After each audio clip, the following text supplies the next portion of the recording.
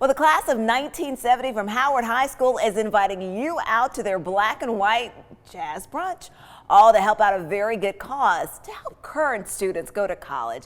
I am joined now by Gwen Davis, a member of that class and one of the organizers for this event. Thank you so much for joining me. Thank you. Thank you. We're so glad to be on this show. Well, let's talk about it and get right into it. This brunch that you all are having, this black and white jazz brunch, tell me all about that and how you all came up with this idea. Well, a classmate and I attended another jazz brunch, and we thought this would be a great idea for a fundraiser, and we wanted to also give a scholarship to a Howard High School student, as well as raise money for our next event, which is our 55th class reunion in 2025. So it's a win-win situation. Give a scholarship to a Howard High School student, and as well as to raise some money. So that's why we did it. We're putting this on. And talk about the importance, one of the things I was talking to you about is that, I look at these classes of Howard, 30, 40, 50 plus years that continue. They are so active as a class, and they continue to support Howard High School and the students, the current student body there. And I said, why do you do that? And you said, we love Howard High School. In fact, the class of 1970 was the largest class to graduate from Howard High School. So we're continually supporting Howard, and we want to make sure that when we do something, particularly when we raise money like this, we want to give back. We want to pay it forward to a student at that particular school.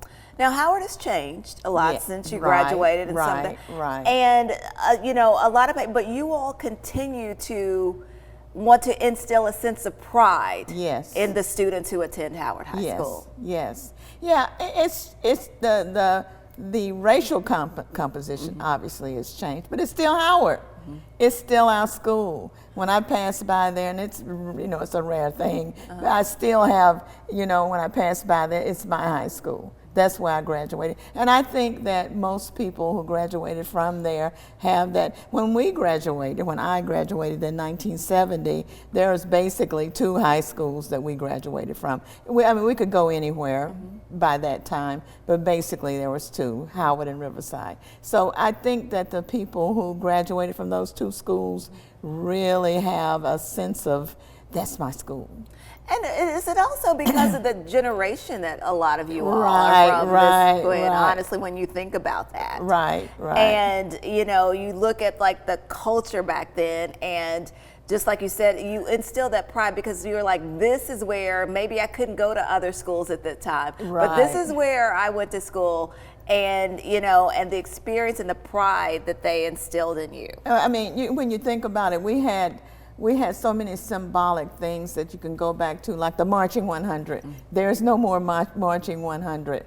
I mean, there's a lot of symbolism that we can go back to and talk about that's associated with Howard High School. Some of some greats came out. I can't think of all the names of those that came out of Howard High School. So we when we do something that associates with that name Howard, we want it to be excellent. And this is going to be an excellent. And remind people again about this event. Well, in 30 seconds. Come out to our black and white jazz brunch. It's going to be at Mack Avenue on Macaulay Avenue, and it starts at the doors open at 10:30.